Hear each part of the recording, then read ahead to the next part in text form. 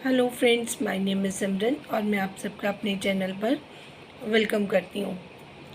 देखिए फ्रेंड्स, मैं कुछ जो आजकल एक दो दिन से वीडियो नहीं डाल रही थी, उसका रीज़न ये था। देखिए, जो बहुत इम्पॉर्टेंट सब्जेक्ट पे हम बात कर रहे होते हैं या मैं आपको कोई मैसेजेस डिलीवर कर रही होती हूँ, उसको उतना ध्यान से लोग उतना सीरियसली नहीं लेते, क्योंकि लोगों को उसमें इंटरेस्ट क्रिएट नहीं होता। उनको वो जो बाकी चैनल्स पर जाकर सेटिस्फेक्शन मिलती है या फिर उनका जो मनोरंजन होता है वो वैसा शायद चैनल पर मैं उनको नहीं दे पाती।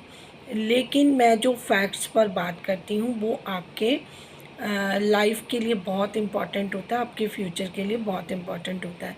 लेकिन लोगों को आदत होता है कि सुनकर या तो बात को वो दूसरे कान से निकाल देते हैं, और इस चीज़ के लिए मुझे फिर बहुत लगता है कि मुश्किल है कि मैं आपको शायद अपनी बात प्रॉपर तरीके से समझा नहीं पा रही, या मुझे टेक्निक्स चेंज करने पड़ेंगे। मुझे भी इसमें कुछ उस तरीके से बात करनी होगी जिस तरीके से आप लोगों का इन्जॉयमेंट भी साथ में हो।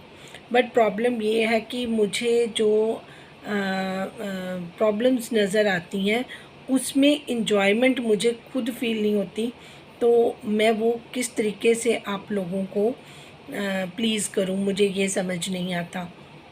अब बात कर लेती हूँ कि मुझे कल भी एक मैसेज आया था कि स्नैपी गर्ल के साथ आप देखिए क्या हो रहा है। आपने बहुत पहले उसके लिए वीडियो बनाई थी। जी बिल्कुल, क्योंकि स्नैपी गर्ल, सितारा यासीन और कुछ ऐसी चैनल्स हैं जो बहुत अच्छे इन्फ्लुएंसर हैं, जिनकी जर्नी को लोग पसंद करते हैं और जिनकी जो लाइफ स्टोरी है लोगों ने बहुत अच्छे से उनको सुना है। बट होता क्या है कि बिहाइंड द सीन चीज़ें वैसी नहीं होती जैसी हमें दिखती हैं। हमें गुडी गुडी बनना है, हमें बहुत अच्छा बनना है। इसलिए नहीं बनना क्योंकि हम अच्छे हैं, इसलिए बनना है कि लोग हमें अच्छा देखना चाहते हैं, या इस तरीके से एक्सपेक्टेशंस लोगों की होंगी। तो मुझे वो राम सीता वाला जो आचरण है वही लोगों को दिखाना है, लोगों को उस तरीके से प्लीज़ करना है, रियलिटी चाहे उससे डिफरेंट भी हो। अब मैंने जब लास्ट टाइम स्नैपिकल सपना जी के लिए वीडियो बनाई थी, तो मैंने उनको बहुत अच्छे से क्लियरली सारी चीज़ें बता दी थी। पता नहीं उन्होंने वो वीडियो देखी या नहीं देखी, क्योंकि वो वीडियो का टाइटल ऐसा नहीं था। तो मैंने ये टाइटल भी स्पेसिफ़िकली इसलिए लगाया, इतना बड़ा साइज़ करके लगाया कि अगर उनको मैं टैग करूँगी, अगर उनका ये ध्यान पड़ा तो वो इस चीज़ को समझने की अगर कोशिश कर लेंगी तो मे भी कुछ बचाव हो जाए। अदरवाइज़ तो जो चल रहा है वो आपके सामने ही है।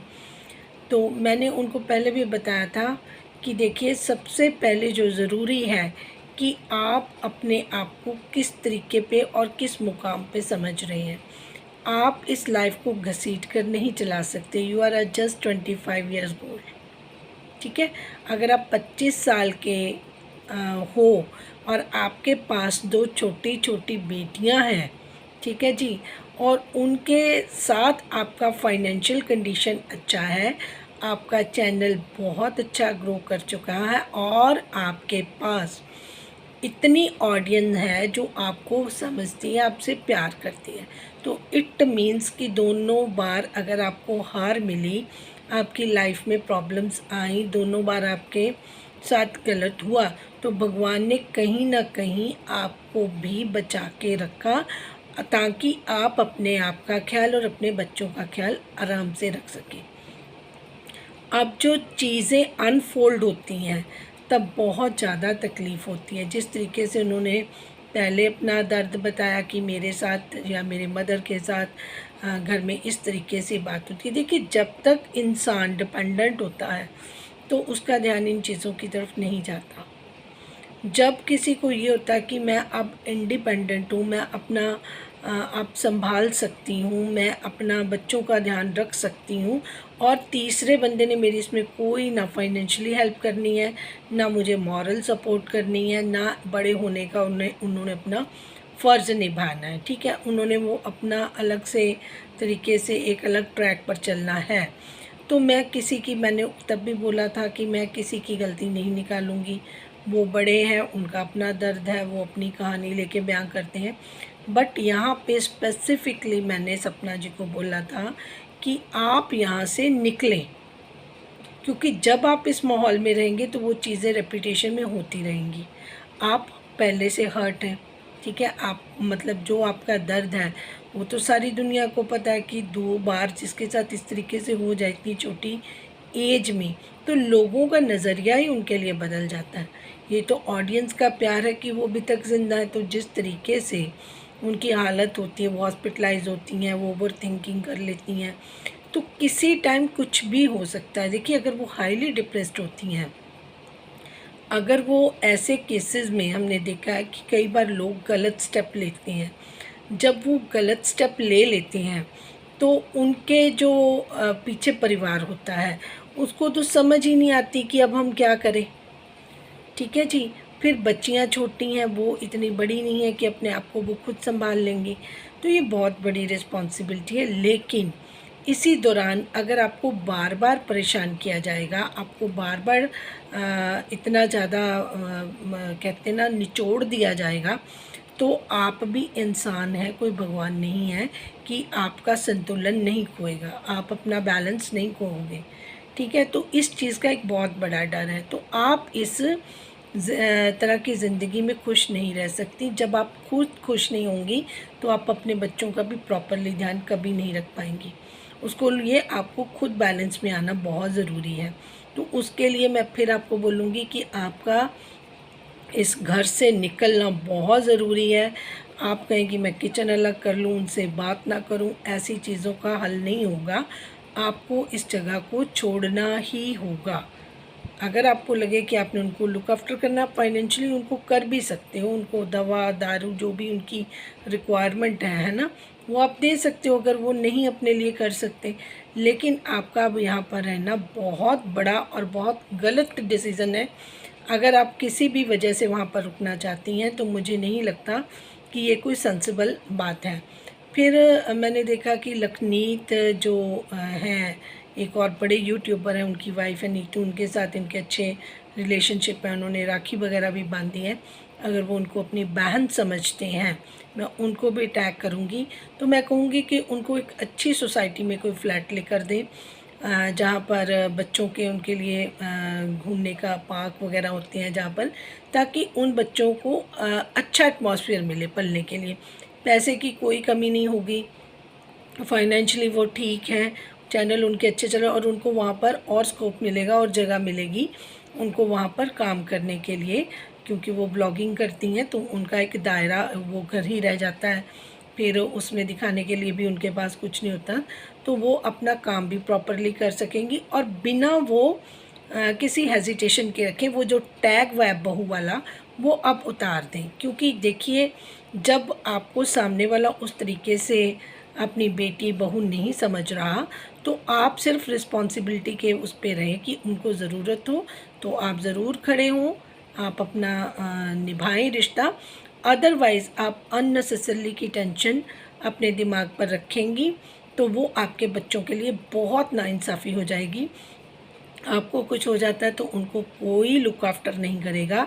ये मैं आपको 100% बता रही हूँ कि मैं जानती हूँ कि ये आपका बहुत बड़ा गलत कदम हो जाएगा। क्योंकि देखिए, एक इंसान कितना ज़्यादा बियर कर लेगा, कितना ज़्यादा बर्दाश्त कर लेगा। फिर लोगों के जो कमेंट्स होते हैं वो भी बहुत ज़्यादा हर्ट करते हैं। कोई कहता है कि जब ये तीसरी शादी करने के लिए ये सब चीज़ें करिए। अगर आप तीसरी शादी नहीं भी करेंगे, आप इंडिपेंडेंटली अपना एक फ्लैट लें अच्छा सा, उसको खूब सजाएं, वहाँ पर अपनी ब्लॉगिंग करें, बच्चों को ऐसी सोसाइटी दें जहाँ पर पार्क्स वगैरह हैं, जहाँ पर दूसरे बच्चे हैं जिनके साथ बच्चे खुल के खेलें, उनका जीवन भी स्वस्थ हो और यहाँ से वो अच्छा जीवन आप बेटर दे सकते हैं। उनको आप अच्छे से रेडी करें, आपकी प्यारी प्यारी बेटियां हैं, उन पे पूरी तवज्जो दें। साथ में आप रिश्तेदारों की बजाय अपने घर में हेल्पर रखें। जब आप पे कर सकते हैं तो एक अपना स्टैंडर्ड मेंटेन करें। जैसे लखनीत नीतू की फैमिली एक अपना स्टैंडर्ड मेंटेन करके रखती है और उस तरीके से आप बच्चों को सिखाएंगे तो बहुत आगे आप के बच्चे अच्छे स्कूलिंग उनको करवाइए, अच्छा एरिया में उसको रखें, अच्छी एक्टिविटीज़ उनको करवाएं ताकि बच्चे का शुरू से माहौल अच्छा हो जाए। जिस तरीके से, जिस एरिया में, जिस घर पे, जिस माहौल में, जिन लोगों के साथ आप रह रहे हैं वो बिल्कुल रिकमेंडेड नहीं है। और अगर किसी की मजबूरी है, अगर फाइनेंशियली कोई साउंड नहीं है, that is a separate issue.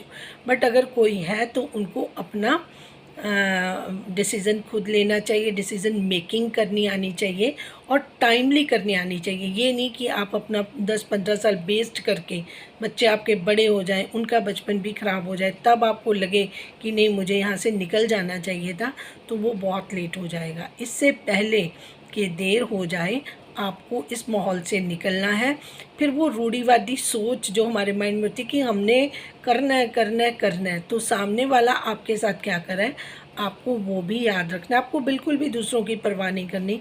अगर कुछ लोग आपको गलत भी ठहराते हैं तो जस्ट इग्नोर देम और फोकस ऑन योर लाइफ और अपने बच्चों की लाइफ, ताकि उनकी ज़िंदगी, जो बच्चियां हैं जिनके फादर नहीं हैं, जिनके साथ गलत हो गया, 2 बारी जिनके सर से फादर का साया उठ गया है, उनको एक स्ट्रॉन्ग मदर चाहिए।